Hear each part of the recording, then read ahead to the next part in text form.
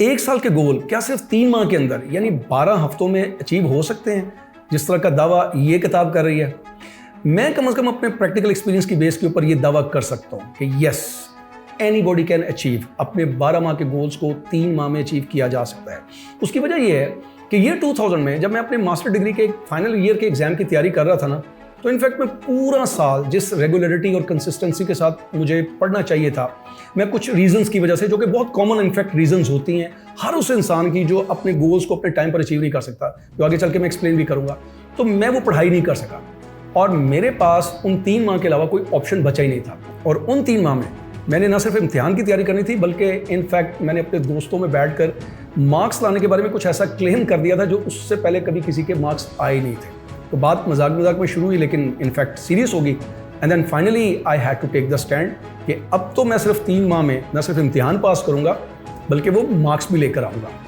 और to utter surprise of everyone, मैंने वो टारगेट अचीव किया। और इनफैक्ट आप में से भी बहुत से लोगों ने ये नोटिस किया होगा, बहुत से स्टूडेंट्स ऐसे होता है कि पूरा साल उस तरीके से तैयारी नहीं करते जिस तरीके से उनको पढ़ना चाहिए, लेकिन आखिरी 1-2 महीने में ऐसी टिकाकर मेहनत करते हैं कि बाज़-औक़ात बियॉन्ड एक्सपेक्टेशंस वो रिजल्ट्स ले आते हैं। इवन बहुत सारी कंपनीज ऐसी होती हैं जिनके एम्प्लॉइज़ को पूरे साल के जब टारगेट्स दिए जाते हैं वो उस तरीके से काम नहीं करते, वो टारगेट्स अचीव नहीं कर सकते, लेकिन आखिरी क्वार्टर में वो टारगेट्स अचीव करना शुरू कर देते हैं। जैसे कि मैंने खुद 2016 में एक इंश्योरेंस कंपनी के सेल्समैन को ट्रेनिंग दी थी और मैंने ये नोटिस किया था कि वो कुछ ऐसे सेल्समैन थे जो पूरा साल जो उनको टारगेट दिए जाते थे वो उसको अचीव करने में बहुत स्ट्रगल करते थे, लेकिन आखिरी जब क्वार्टर आता था यानी लास्ट 3 मंथ्स के अंदर उनको ये जो खौफ होता था ना कि बोनसेस नहीं मिलेंगे, इंक्रीमेंट्स नहीं लगेंगे या जो बाहर के टूर्स हैं वो नहीं मिलेंगे, तो वो इतनी मेहनत करते थे कि जो टारगेट उनको दिया जाता था उससे कई गुना ज़्यादा वो अचीव कर लेते थे। क्योंकि इसके पीछे एक पूरी साइंस है, एक साइकोलॉजी है, जिसको इनफैक्ट ब्रेन मॉरन ने जब समझा, उस कॉन्सेप्ट को समझा, उसने न सिर्फ ये किताब लिखी बल्कि उस वक्त से लेकर अब तक वो कई ऑर्गेनाइजेशंस के एम्प्लॉयज़ को अपने गोल्स को सेट करना और उनको अचीव करना सिखाते हैं इस तरीके से। और जब मैंने ये किताब पढ़ी थी ना, तो मुझे उसमें जो कुछ बताया गया था कि प्लानिंग कैसे की जाती है, टाइम मैनेजमेंट कैसे की जाती है, फोकस कैसे किया जाता है, तो मुझे लगा कि उन 3 माह में मेरे अंदर ये चीज़ें थी। इन ए सेंस यही चीज़ें थी जिनको मैंने फॉलो किया था। और हर कोई इंसान इन्हीं चीज़ों को फॉलो करता है, तो तभी वही चीज़ जो पूरे 1 साल में अचीव नहीं कर सकता वो उन 3 माह के अंदर अचीव कर देता है। तो आज की वीडियो में ये पूरी जो साइकोलॉजी, ये पूरा कॉन्सेप्ट क्या है और ये पूरा मैकेनिज्म क्या है, सिस्टम क्या है, ये कैसे काम करता है, इसको मैं एक्सप्लेन करने जा रहा हूँ। और ईयर 2024 अभी खत्म नहीं हुआ। अगर आपने कोई गोल सेट किए थे और अभी तक अचीव नहीं कर सके या अभी सेट करना चाह रहे हो और इसमें 5 माह बाकी हैं, if you understand this whole concept and the whole mechanism कि ये पूरा मैकेनिज्म कैसे काम करता है, तो जैसे मुझे यकीन है और या आपने अगर कोई ऐसी चीज़ एक्सपीरियंस की होगी, तो definitely you can also achieve that. So इस वीडियो को आपने एंड तक देखना है और इस पूरे प्रोसेस को समझने की कोशिश करनी है, ताकि आप अपने गोल्स को अचीव करो और खुद भी हैरान हो जाओ और आपके इर्द गिर्द जो लोग हैं ना, उनको भी आप शॉक करो। So for that matter you have to watch this video till end in detail.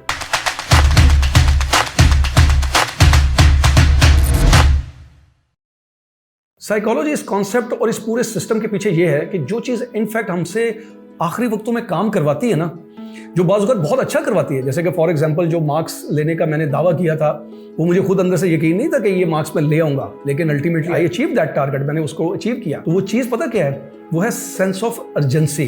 यानी जब हमारे पास कोई ऑप्शन नहीं बचता, वो अकेला ऑप्शन बचता है, वही इंपॉर्टेंट और अर्जेंट होता है ना, तो उसके फिर 2 फायदे होते हैं। सबसे पहला फायदा पता क्या होता है कि ऑटोमेटिकली फिर हमारा फोकस उसी एक चीज़ पर होता है, जो इनफैक्ट पूरा साल हम एक चीज़ पर फोकस नहीं कर पाते, बहुत सी चीज़ों के ऊपर फोकस करते रहते हैं। और दूसरी सबसे इंपॉर्टेंट चीज़ ये है कि इस फोकस होने की वजह से ना हम चीज़ों को ऑटोमेटिकली प्रायोरिटाइज कर लेते हैं, जो इनफैक्ट पूरा साल नहीं कर पाते। और फिर एक्सक्यूजेस से ध्यान हट के एग्जीक्यूशन पे चला जाता है। एक बहुत ही स्ट्रक्चर्ड अंदाज से एग्जीक्यूशन इंसान शुरू कर देता है, जो इनफैक्ट पूरा साल नहीं कर पा रहा। वो जो एक्सक्यूजेस है ना, बेसिकली वो रीजंस है जो इनफैक्ट हमारे बिहेवियर का हिस्सा बन जाती है। जैसे कि सबसे पहली रीज़न ये है कि हम लोग टफ डिसीजन नहीं लेते। जब हमें टफ डिसीजन लेना होता है, राइट चॉइसेस लेनी होती है, हम वो नहीं लेते। फॉर एग्जांपल, आपने ये फैसला कर लिया कि मैं अगले 20 दिन तक पढ़ूंगा, डिसीजन ले लिया, तो हुआ ये कि जैसे कोई दोस्त आ गए या कोई पार्टी आ गई, तो आपने कहा चले टाइम तो अभी बहुत है, लिहाजा यू कॉम्प्रोमाइज़, जो आपने डिसीजन लिया उसको कॉम्प्रोमाइज़ कर देते हो। That is the first reason. और द सेकंड रीज़न इज़ कि उसी वजह से फिर इनफैक्ट हम किसी एक चीज़ पे फोकस नहीं करते, मल्टीपल चीज़ों के ऊपर हमारा ध्यान चला जाता है,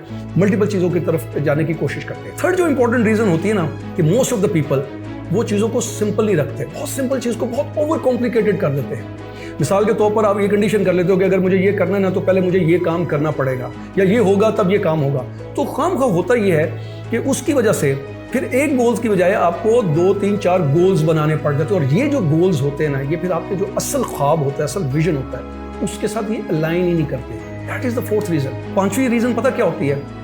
पांचवी रीजन ये होती है कि जो हमने गोल सेट किए, जो हमारा विजन है ना, वो हमारे लिए क्या मैटर करता है, उसके मायने हमारे लिए क्या है, उसकी बजाय हम ये सोचने लग पड़ते हैं कि ये लोग इसको कैसे देखेंगे, लोग इसको कैसे एज्यूम करेंगे, इसको एक्नॉलेज करेंगे, अप्रिशिएट करेंगे या नहीं करेंगे, हमें क्या चाहिए, हम क्यों चाहते हैं। उसके बजाय हम ये सोचने लग पड़ते हैं कि क्या ये चीज़ लोगों को एक्सेप्टेबल होगी या नहीं होगी, लोग इसको किस तरीके से देखेंगे।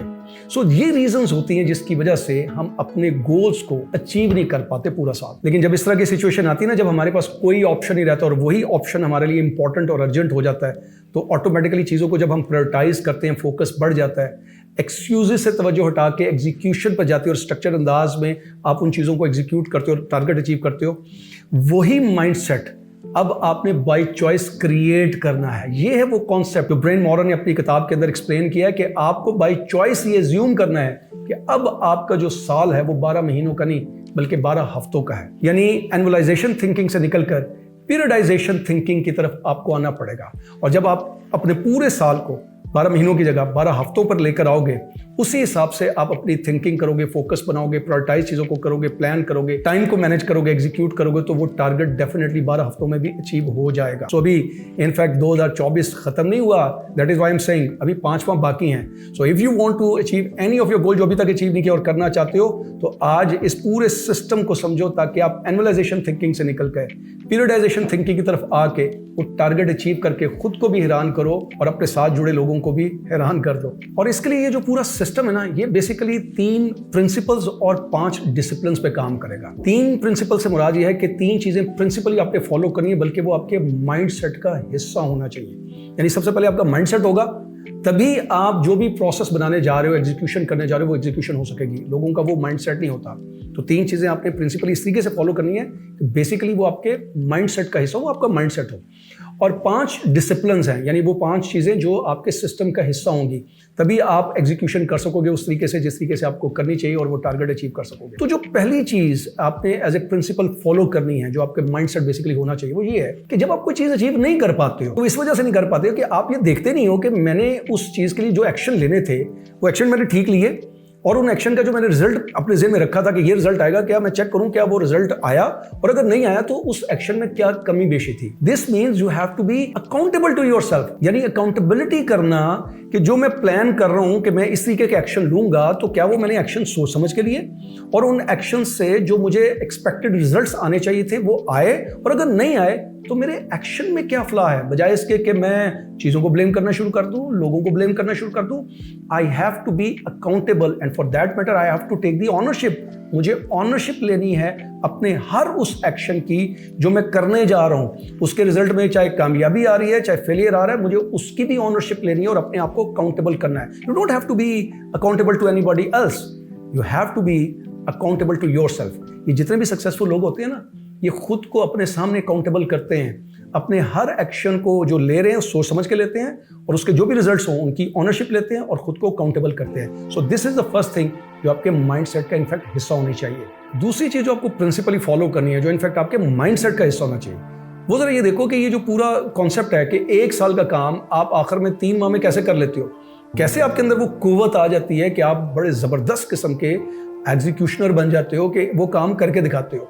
वो होती है कमिटमेंट आपके अंदर आ जाती है कि अब चाहे कुछ भी हो जाए, आप अपने आप से एक पक्का इरादा कर लेते हो कि मैंने तो अब इस काम को हर हाल में करना है। उस वक्त आप हालात के रहमो करम पर नहीं रहते हो, ना ही वो काम करते हो जिसमें आपको इंटरेस्ट है। यानी आप ये नहीं सोचते कि इसमें मेरा इंटरेस्ट है या नहीं है, मैं वो काम करूंगा जिसमें मेरा इंटरेस्ट है। You don't do this thing. अगर किसी चीज़ में इंटरेस्ट नहीं भी है तब भी आप करते हो, because you commit to yourself कि मैंने हर हाल में ये काम करना है। और यही चीज़ है जो इनफैक्ट आपसे टफ डिसीजन दिलवाती है, जो अनफॉर्चुनेटली बहुत से लोग आम हालात में टफ डिसीजन नहीं ले पाते। So commitment is the force, जिसके बारे में ब्रेन मॉरन कहता है कि when you are interested in doing something you do it when circumstances permit, when you are committed to do something you accept no excuse, only result, यानी आप उस वक्त रिजल्ट एक्सेप्ट करते हो। तो दूसरा जो आपको माइंडसेट चाहिए ना, वो ये है कि आपने खुद के साथ कमिटेड रहना है, चाहे कुछ भी हो जाए। मैं जो टारगेट सेट कर रहा हूँ, जो गोल सेट कर रहा हूँ, जो एक्शन लेने का मैं अपने आप से वादा कर रहा हूँ, मैं वो हर हाल में लूंगा।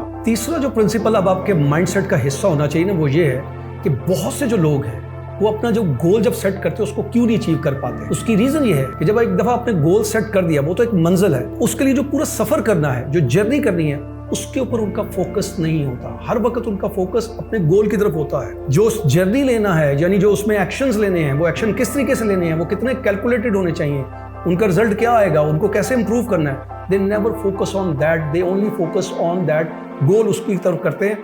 इसलिए फिर वो सफ़र करते हैं, और ये अंग्रेजी वाला सफ़र है, यानी जब उनकी ज़िंदगी में फिर चैलेंजेस आते हैं, मुश्किलात आती हैं, वो उनको निबट ही नहीं सकते, या इतनी दफ़ा उनके सामने वो आती हैं चीज़ें कि फिर फाइनली वो गिव अप कर देते हैं। लेकिन अगर वो फोकस करे सिर्फ उस एक्शन के ऊपर, जिसके लिए ब्रेन मॉरन जो लफ्ज़ यूज़ करता है, वो कहता है ग्रेटनेस इन द मोमेंट, और उसके लिए वो एग्जांपल भी देता है माइकल फेल्प्स की, जो कि एक स्विमर था और उसने 18 गोल्ड मेडल्स लिए थे। उसने कहा था कि वो ऐसे ही ग्रेट ही बन गया था। एवरी सिंगल डे जो उसको एक्शन लेने चाहिए थे, जो स्किल्स इंप्रूव करने चाहिए थे, जो पेन्स बर्दाश्त करनी चाहिए थी, उसने उनके ऊपर फोकस किया था, उसमें ग्रेटनेस लाने की कोशिश की थी।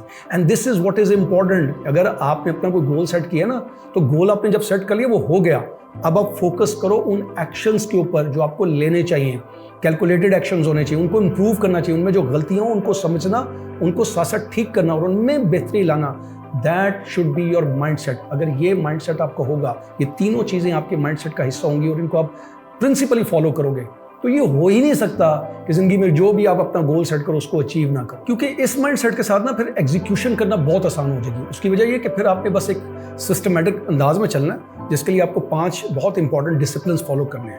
ये बहुत ध्यान से सुनना, बिकॉज इन्हीं चीज़ों को फॉलो ना करने की वजह से लोग 12 महीने तो दूर की बात 12-12 साल स्ट्रगल करते रहते हैं, अपने गोल्स को अचीव नहीं कर पाते। लेकिन जब इन चीज़ों को फॉलो करते हैं ना, तो फिर बड़े बड़े लंबे जो गोल हैं वो भी बहुत कम अरसे में लोग अचीव कर लेते हैं। इसलिए इसको बहुत ध्यान से सुनना। तो जो सबसे पहली चीज़ है ना, वो है आपका विजन। यानी आपको बिल्कुल क्लैरिटी से पता हो कि मैं खुद को अगले 3 साल में, 5 साल में, 10 या 15 साल में कहाँ पर लेकर जाना चाहता हूँ। मैं कोई बहुत बड़ा बिजनेसमैन बनना चाहता हूँ, मैं कोई कंपनी खड़ी करना चाहता हूँ, या जो मैं ऑलरेडी कंपनी चला रहा हूँ क्या मैं उसको एक्सपैंड करना चाहता हूँ, क्या मैं कोई बेस्ट सेलिंग ऑथर बनना चाहता हूँ, मैं कोई यूट्यूबर बनना चाहता हूँ। Whatever your vision is, it has to be clear. ये जितनी बड़ी बड़ी कंपनीज होती है ना, ये अपने विजन में बहुत क्लियर होती हैं और उन विजन्स को लिखती हैं। एम्प्लॉयज इन विजन्स को नहीं लिखते हैं, ये विजन्स को लिखती हैं और उन्हीं के मुताबिक अपने एम्प्लॉयज को चलाने की कोशिश करते हैं। क्योंकि जब आपका विजन होता है ना, तो फिर आपके जो गोल सेट होते हैं ना, वो रियलिस्टिक गोल सेट होते हैं। अदरवाइज जब आपका विजन क्लियर नहीं होता, तो फिर जो आप गोल सेट करते हो ना, वो इमोशंस की बेस पे सेट करते हो। अनरियलिस्टिक किस्म के गोल होते हैं। मैं 1 साल में करोड़पति बन जाऊंगा, मैं 1 साल में ये कुछ कर लूंगा, तो ऐसा कुछ भी नहीं हो पाता। इसलिए first of all the important thing is कि आपका पहले तो विजन क्लियर हो, ताकि उसके मुताबिक आप अपने रियलिस्टिक गोल सेट करो कि मुझे 3 साल में क्या करना है, 5 साल में कौन से गोल्स अचीव करने हैं, और उसी हिसाब से इन 12 हफ्तों में, जिसको आप 12 महीने के साल को आप 12 हफ्तों में कन्वर्ट कर चुके हो, इन 12 हफ्तों में कौन से गोल्स अचीव करना चाहते हो। और इसके लिए ब्रेन मॉरन जो सजेस्ट करता है, बहुत रियलिस्टिकली सजेस्ट करता है।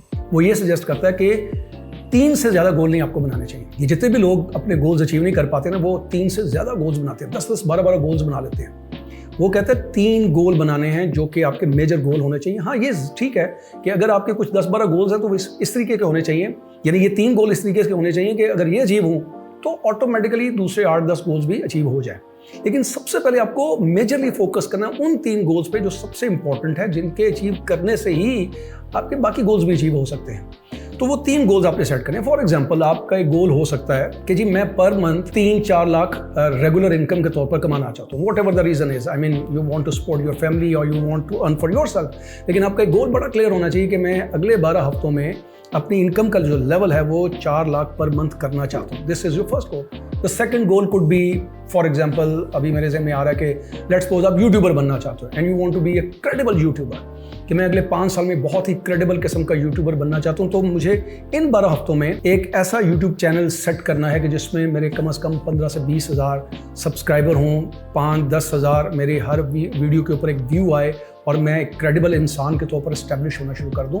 तो ये 2 गोल्स फॉर एग्जांपल, इसी तरीके से कोई और आप तीसरा गोल भी बना सकते हो। इस वक्त मेरे से 2 गोल्स आए तो वो मैंने आपको बता दिए।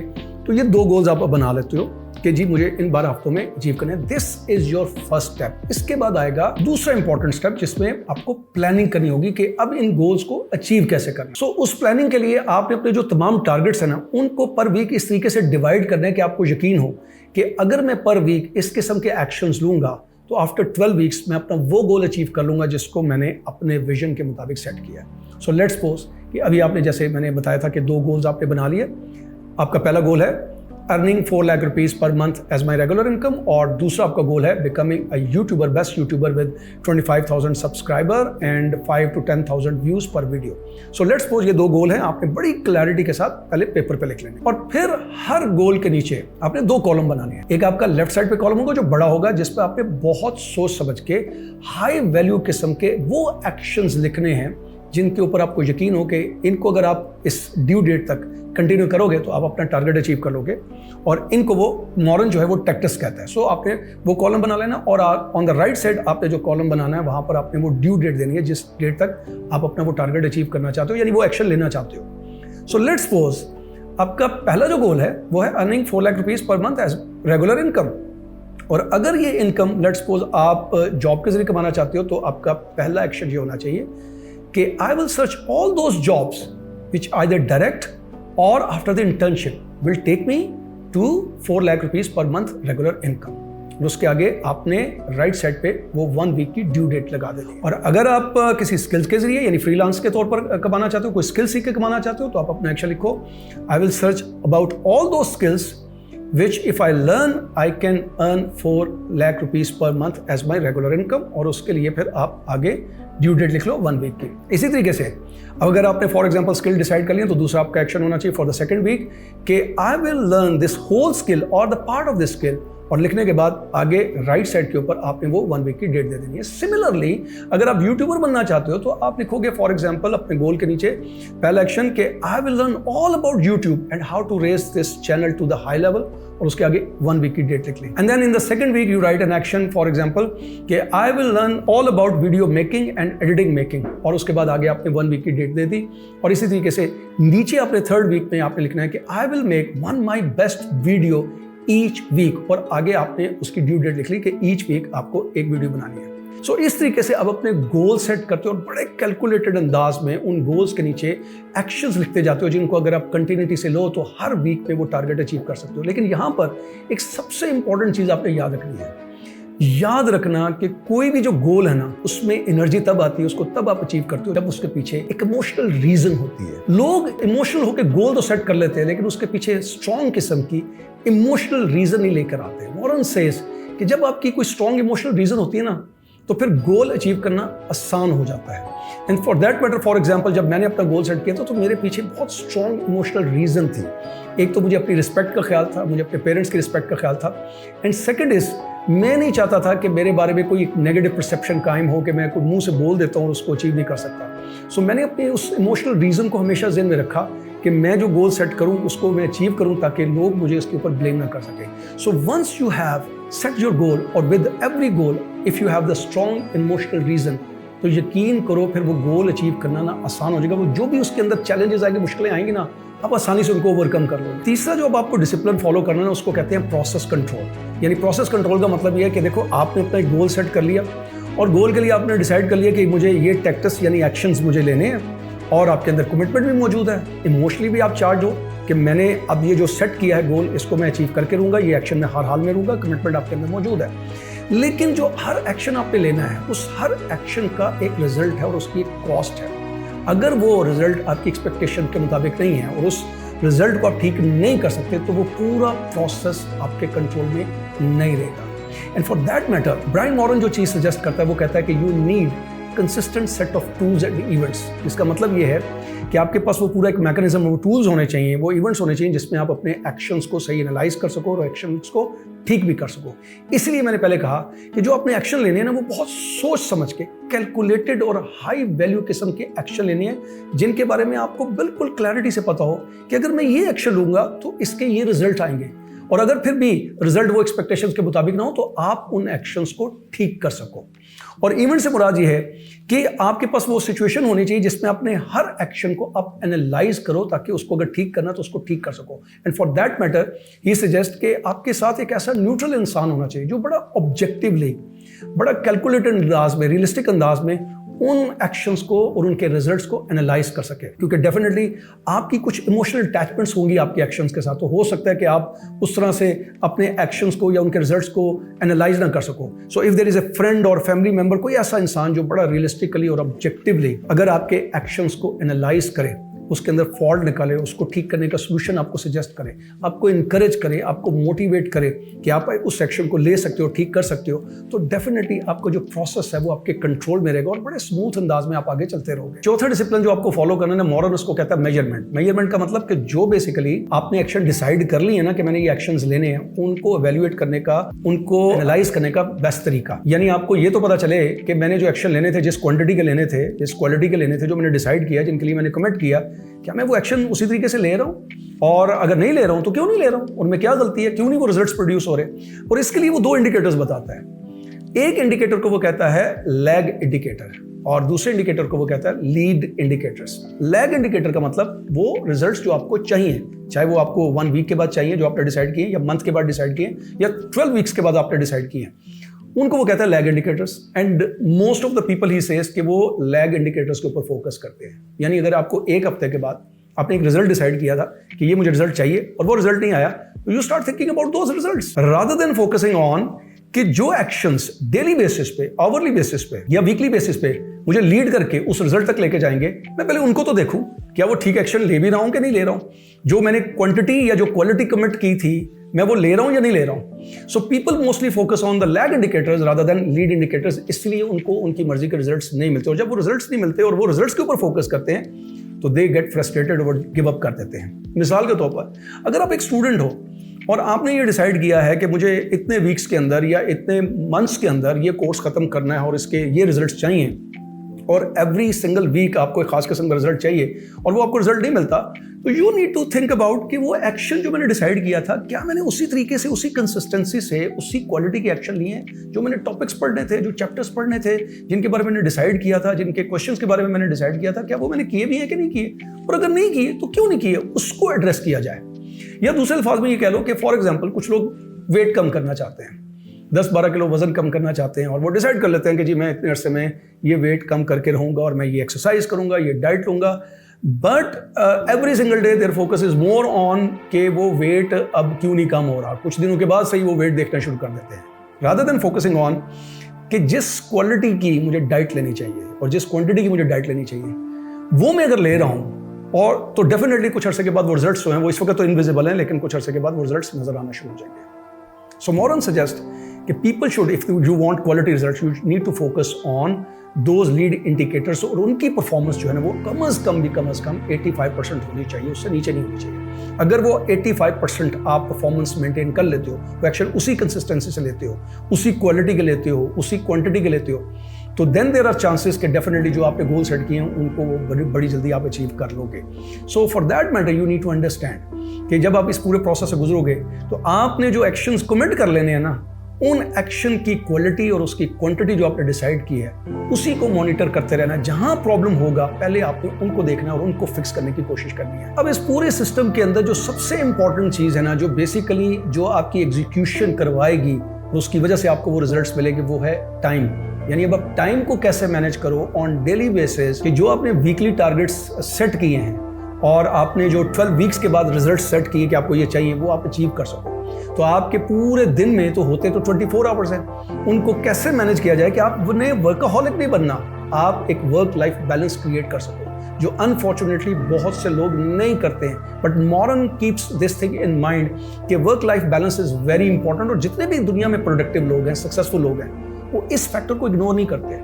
जो एवरेज लोग हैं ना, उनकी डेफिनेशन ही प्रोडक्टिविटी की कुछ और है। वो ये समझते हैं कि प्रोडक्टिविटी मींस कि उनको हर वक्त काम करते रहना है, इसलिए वो अपनी हेल्थ लाइफ को कॉम्प्रोमाइज कर देते हैं, फैमिली को कॉम्प्रोमाइज कर देते हैं। जबकि आप प्रोडक्टिविटी की जितनी भी बुक्स उठा के देखोगे, जितनी भी वीडियोस देखोगे, उनमें आपको समझ आएगी कि बेसिकली टाइम आपने इस तरीके से मैनेज करना होता है कि आप अपनी लाइफ के हर एस्पेक्ट को फैमिली को, हेल्थ को, आपकी रिक्रिएशन को और अपने कामों को सबको एक इक्वल टाइम दे सको, ताकि आपकी सारी चीज़ें जो हैं वो प्रोग्रेस साथ साथ करती रहे। ये नहीं कि एक चीज़ जो है वो प्रोग्रेस कर जाए और दूसरी चीज़ है उसमें डिक्लाइन आता है और वो फिर इम्बैलेंस हो जाएगा। So modern always keeps this thing in mind, और इसके लिए वो जो पूरे टाइम को, पूरे दिन के टाइम को सजेस्ट करने का तरीका बताता है, वो कहता है इसको ब्लॉक्स में डिवाइड करो और 3 ब्लॉक्स में डिवाइड कर दो। एक ब्लॉक जो होगा उसको वो कहता है स्ट्रेटेजिक ब्लॉक। स्ट्रेटेजिक ब्लॉक का मतलब ये वो टाइम है जिसमें आपने वो एक्चुअली वो काम करने हैं, सिर्फ और सिर्फ वो काम करने हैं जो आपको आपके गोल्स तक लेके जाएंगे, जो आपके रिजल्ट्स वो दिलाएंगे जिनके लिए आपने ये पूरी प्लानिंग की है, उसको वो कहता है स्ट्रेटेजिक ब्लॉक। और इसके लिए कहता है कि कम से कम 3 घंटे का टाइम होना चाहिए, मिनिमम 3 घंटे। Depends, it may be 4 hours और 5 hours, but it should be a block of minimum 3 hours, जिसमें आप पूरी डेडिकेशन के साथ इन्वॉल्व होकर काम कर सके, कोई डिस्ट्रैक्शन नहीं होनी चाहिए। वैसे बेसिकली इसके ऊपर कार्ल न्यूपोर्ट की बुक भी है, डीप वर्क, उस पर मैंने वीडियो भी बनाई थी और भी बहुत सारी वीडियोस है, देख सकते हैं। लेकिन मैंने जो वीडियो बनाई थी डीप वर्क की, उसको भी आप देख सकते हो, जिसमें मैंने यही कहा था कि डीप वर्क का मतलब ये है कि there should not be any kind of distraction, कोई डिस्ट्रैक्शन होना चाहिए। अब आप कहेंगे कि 3 घंटे में शायद काम तो नहीं हो सकता, कैसे मुमकिन है? बहुत से ऐसे काम होते हैं जो 3 घंटों में मुकम्मल नहीं होते। लेकिन इनफैक्ट अगर आप गौर करो ना, अपने टाइम का ऑडिट करो, तो आपको एक चीज समझ आएगी कि इनफैक्ट जो 3 घंटे भी आप डिसाइड करते हो वो पूरी तरीके से आप डिवोट नहीं कर रहे होते। I know that because I have been through this process also, I have seen people through this process. यानी मिसाल के तौर पर अगर आपको 1 मिनट में कोई ख्याल आ गया और आप सोचने बैठे तो पता ही नहीं चलेगा, 15-20 मिनट गुजर जाएंगे। आपका मोबाइल आपके पास पड़ा है, कोई नोटिफिकेशन आ गया और आपने सिर्फ 1 सेकंड के लिए कहा कि जी मैं मोबाइल देख लेता हूँ, लेकिन आपको पता नहीं चलेगा 10 से 15-20 मिनट आपके उसके निकल जाएंगे। ऑफिस में लोग निकलते हैं थोड़ी देर की 5 मिनट की ब्रेक करने के लिए, कॉफी पियेंगे या चाय पियेंगे, पता चलता है उनके घंटों लग जाते हैं उसी के अंदर, तो पता नहीं चलता। ये तो बड़ा ऑनेस्टी के साथ अगर आप टाइम को ऑडिट करो ना, देन यू वुड रियलाइज कि वो जो 3 घंटे उनमें कितनी लीकेजेस हैं, कितनी डिस्ट्रैक्शंस हैं। लेकिन अगर वो डिस्ट्रैक्शंस ना हो तो ये 3 घंटे भी बहुत पावरफुल होते हैं। सो एक ब्लॉक हो गया स्ट्रेटेजिक ब्लॉक, जिसमें आपने वो काम करना है जो एक्चुअली आपके गोल के साथ एसोसिएटेड है, जिसकी वजह से आपने वो गोल हासिल करना है। दूसरा जो ब्लॉक है ना, उसको कहता है बफर ब्लॉक। बफर ब्लॉक का मतलब यह है कि डेफिनेटली आपने सारा दिन काम तो नहीं करना, आपके और भी बहुत से काम हैं। वो घर के काम हो सकते हैं, वो आपकी कोई मेल्स हो सकती हैं जिनको आपको चेक करना पड़ सकता है, फैमिली के साथ आपको कहीं जाना पड़ सकता है, कोई दोस्त या किसी और इंसान के साथ आपको मीटिंग करनी पड़ सकती है। तो उसके लिए एक ब्लॉक बना लो, रादर देन कि आप जो काम कर रहे हो उसी के दौरान ईमेल्स भी चेक कर रहे हो, उसी के दौरान आप फैमिली के साथ भी बात कर रहे हो, उसी के दौरान आप किसी दोस्त को भी इन्वाइट कर लेते हो मीटिंग करने के लिए। You should have a time block जिसमें आपने डिसाइड किया हो कि मैं ये काम उस पर करूँगा। और वो टाइम जो है ना, वो 2 हिस्सों में भी डिवाइड हो सकता है, किसी एक खास पोर्शन में, यानी डे के किसी एक खास पोर्शन में भी हो सकता है। और वो जो टाइम है minimum that should be 30 minutes to maximum 2 hours. जो भी आपके काम है उनकी नौयत के हिसाब से आप वो ब्लॉक बना लो और उन्हीं के अंदर वो काम करना है। थर्ड जो ब्लॉक है ना, उसको वो कहता है breakout block, and that is the most important block, जो आपको वर्कaholic बनने से बचाएगा, जो आपके अंदर एनर्जी पैदा करेगा, जो आपको रिजुविनेट करेगा, रिलैक्स करवाएगा, and that is very important. यानी वो ब्लॉक, वो 3 घंटे का ब्लॉक हो सकता है जिसमें आप रिलैक्स करेंगे, अपनी फैमिली के साथ टाइम पास करेंगे, डिनर करेंगे, whatsoever, but you would not do anything जिसमें आप एग्जॉस्ट हो, बल्कि आप ऐसे कुछ एक्टिविटीज करेंगे या विदाउट एक्टिविटीज, ताकि आप अपने आप को रिलैक्स कर सकें। Once you follow this whole system and you manage your time like this, तो आप डेफिनेटली देखोगे कि जो आपने गोल सेट किए हैं उनको आप अचीव कर सकते हो। लेकिन यहाँ पर एक सबसे इंपॉर्टेंट चीज आपको जहन में रखनी है, वो ये रखनी है कि ये सुनने में, देखने में तो बहुत अच्छा लगता है, एक इंसान जो है फौरन एक्साइटेड हो जाता है कि अच्छा ये तरीका है, ये तो मुझे आज से पहले नहीं पता था, मैं अब इसको अचीव कर सकता हूँ, and in excitement you may start. But what happens is कि वंस यू स्टार्ट, तो रियलिटी जो है ना वो आपके सामने आती है, और रियलिटी बिल्कुल डिफरेंट होती है। रियलिटी में आपके सामने वो चैलेंजेस आ सकते हैं, वो प्रॉब्लम्स आ सकते हैं जो कभी आपने सोचे नहीं थे, इमेजिन नहीं किए थे, फेस करने पड़ सकते हैं। और जैसे वो सामने आएंगे तो अगर वो कंसिस्टेंटली बार बार आएंगे और अगर आप उनको टैकल नहीं कर सकते हो तो आप फ्रस्ट्रेट हो जाओगे, गिव अप कर दोगे और आप कहोगे कि ये सारी बातें थ्योरेटिकल हैं। And this is what happens, most of the people से द सेम थिंग, क्योंकि वो एक चीज़ नहीं समझते कि कोई भी आप जब काम करते हो, कोई भी गोल सेट करते हो, उसका जितना भी ड्यूरेशन होता है उसमें आप ना इनफैक्ट एक इमोशनल फेज से और साइकोलॉजिकल फेज से गुजरते हो। अगर आपको पहले से उसकी समझ हो, जो कुछ लोगों को बाहर तो नहीं पता होता, लेकिन उनको इतनी समझ होती है कि हम इस चीज़ से निकल जाएंगे। लेकिन अगर आपको प्रैक्टिकली पता हो कि हम वाकई एक साइकोलॉजिकल या इमोशनल फेज से गुजरेंगे, तो then you can easily manage. मिसाल के तौर पर अभी जैसे आपको पता चला तो आपके अंदर एक जोश आ गया कि यस, मैं 1 साल के टारगेट्स को मैं 12 वीक्स के अंदर अचीव कर सकता हूँ, और आप बड़े पुरुमीद हो गए। That optimism, but that optimism is called uninformed optimism in the language of psychology, because आप पुरुमीद तो हो, लेकिन आपको रियलिटी में ये नहीं पता कि आपको कौन कौन से चैलेंजेस फेस करने पड़ेंगे, कौन कौन से प्रॉब्लम्स फेस करने पड़ेंगे। सो ये अनइन्फॉर्म्ड ऑप्टिमिज्म है। होगा क्या, जैसे चैलेंजेस आएंगे, अगर आप उनको फेस नहीं कर सकते हो या चंदे को फेस करते हो और कुछ फिर भी बढ़ते जाते हैं, कंसिस्टेंसी के साथ वो आते रहते हैं, तो फिर आहिस्ता आहिस्ता आप ना उम्मीद होना शुरू हो जाओगे, सैड होना शुरू हो जाओगे। इसको कहते हैं पैसिमिज्म, मगर ये होता है इन्फॉर्म्ड पैसिमिज्म। इन्फॉर्म्ड इसलिए, अगर आप गौर करो, इसमें आपको पहली दफ़ा पता चल रहा है कि अच्छा ये प्रॉब्लम्स भी हो सकते हैं, इनके बारे में तो मैंने सोचा ही नहीं था। तो ये इन्फॉर्म्ड पैसिमिज्म होगा। मोस्टली लोग जो है ना इस पैसिमिज्म में जब आते हैं, उदासी में या मायूसी में आते हैं ना, तो वो एक ऐसे स्टेज पे चले जाते हैं, इमोशनल स्टेज पे चले जाते हैं कि जहाँ पर वो निकलने का रास्ता नहीं ढूंढते और फिर वो गिव अप कर जाते हैं और उसको कहते हैं वैली ऑफ डिस्पेयर, यानी वो बिल्कुल मायूस हो जाते हैं। और मोस्टली लोग इसी तरह करते हैं, वैली ऑफ डिस्पेयर, यानी इतनी मायूसी में चले जाते हैं कि फिर वहाँ से गिव अप कर देते हैं, छोड़ देते हैं, अपने गोल्स नहीं अचीव कर सकते और दोबारा से कोई नई चीज़ शुरू कर देते हैं। लेकिन कुछ लोग होते हैं, चाहे वो विल पावर की वजह से या चाहे वो फेथ की वजह से, व्हाट्सएवर द रीजन इज, वो यहाँ से दोबारा उठने की कोशिश करते हैं। वो देखते हैं कि क्या उन्होंने गलत किया, यानी चूंकि वो अब इन्फॉर्म थे ना, तो उनको पता चल गया कि कौन कौन सी चीज़ें गलत थी और क्या क्या चीज़ें ठीक की जा सकती है, वहाँ से वो दोबारा कोशिश करते। इसीलिए इस लेवल को साइकोलॉजी की ज़ुबान में होपफुल रियलिज्म भी कहते हैं। और इसकी वजह से जब वो एक्शंस लेना शुरू करते हैं, करेक्ट एक्शंस लेना शुरू करते हैं, करेक्ट मेजर्स लेना शुरू करते हैं, तो आहिस्ता आहिस्ता उनको रिजल्ट्स नज़र आते हैं और फिर उनकी उम्मीद जो है दोबारा जागने लगती है। इस ऑप्टिमिज्म को साइकोलॉजी की ज़ुबान में कहते हैं इन्फॉर्म्ड ऑप्टिमिज्म। और अगर इस ऑप्टिमिज्म के साथ वो चलते रहें, कंटिन्यू करें, अपनी प्रैक्टिस को जारी रखें, अपनी एक्सरसाइज को जारी रखें, तो एक वक्त आता है कि उनको कामयाबी मिलती है। सो इस साइकोलॉजिकल साइकिल को, इस इमोशनल साइकिल को भी आपने ज़हन में रखना है कि जब आप चलोगे तो आप इन फेजेस से गुजरोगे। अगर आप इन फेजेस में अपने फेथ के साथ, अपनी विल के साथ और कमिटेड अगर होगे, दैट इज़ वाई कमिटमेंट चाहिए थी, जो प्रिंसिपली आपको फॉलो करनी थी, रहोगे, तो डेफिनेटली आप अपने वो गोल्स अचीव कर लोगे। और अगर फॉर एग्जाम्पल आफ्टर 12 वीक्स आप वो रिजल्ट्स हासिल नहीं कर सकते, तब भी आप एक ऐसे स्टेज पे होगे जिसमें आपके बहुत कुछ पता होगा, आप ऐसे स्टेज पे पहुंच चुके होगे, आपको ये समझ आ चुकी होगी कि गोल्स को अचीव किया जा सकता है, असल में क्या गलती हुई है जिसकी वजह से आप गोल जो है वो अचीव नहीं कर सके, या उन गोल्स में से कोई एक गोल अचीव नहीं कर सके। इसीलिए ऑथर ने कहा था कि 30th वीक, यानी जिसमें आप 13वें वीक में दोबारा से एनालाइज करो और देखो कि क्या गलती हुई, क्या चीज़ रह गई, और उसको ठीक कर सकते हो, और उसके लिए दोबारा से 12 वीक का एक प्लान बना सकते हो और डेफिनेटली उसको अचीव कर सकते हो, या फिर किसी नए गोल के साथ जा सकते हो अगर आपको पहले से वो गोल हासिल हो गए। सो आई बिलीव अगर अभी तक आपने कोई गोल अचीव नहीं किया, सोचा था लेकिन अचीव नहीं किया, अभी 5 माह है, 2024 हैज़ नॉट एंडेड येट। इसमें इस पूरी इंफॉर्मेशन का फ़ायदा उठाते हुए सेट योर गोल, प्लान, और फिर उसको अचीव करने की पूरी कोशिश करो। लेकिन ये ज़हन में रखते हुए, इसलिए इमोशनल साइकिल मैंने बताया कि ज़िंदगी कभी भी परफेक्ट नहीं होती, ये मुसलसल कंस्ट्रक्शन का नाम है, खुद के साथ जद्दोजहद करना पड़ती है। लेकिन अगर आप जद्दोजहद करो, तो कोशिश करो, तो जो भी आप गोल ज़िंदगी में सेट करते हो उनको वाकई कम वक्त में अचीव कर भी सकते हो।